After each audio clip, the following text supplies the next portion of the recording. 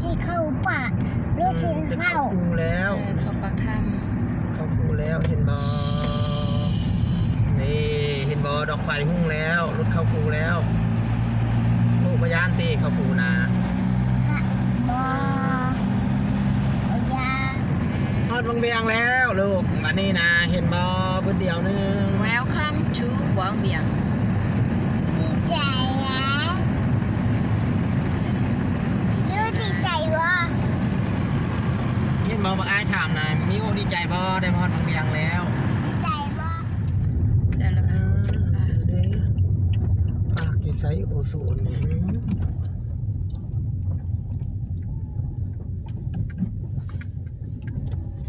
กินใส่เขาอุ้ยเห็นแบบนี้อุ้ยก็อยากได้เว้ยอยากได้อันนี้ว่ะบ้านพักนี่ว่ะลูกอุ้ยอยากได้แบบนี้เว้ยคันอุ้ยเห็นนะคันอุ้ยเห็นอุ้ยอยากได้แบบนี้ไม่มีคันอุ้ยเห็นอุ้ยอยากได้แบบนี้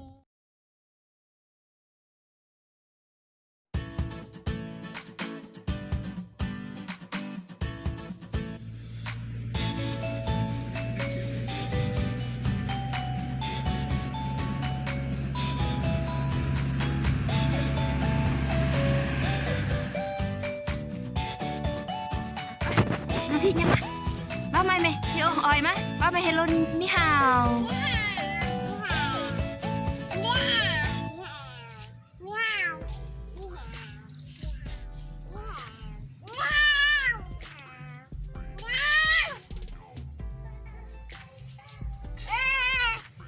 ลึกออกมาไหม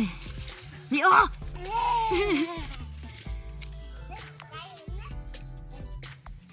พี่โอ้มาไหม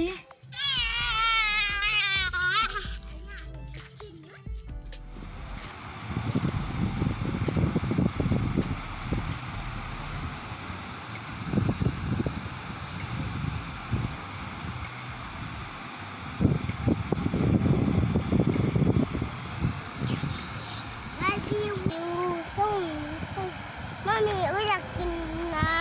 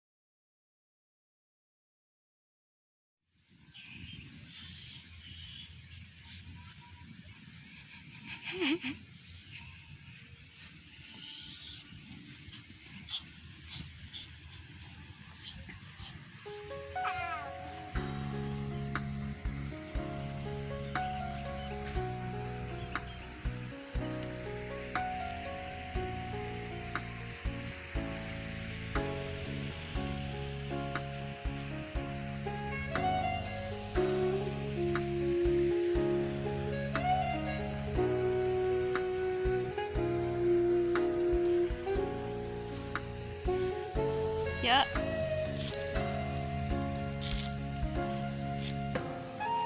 คักบอยกโป้แน่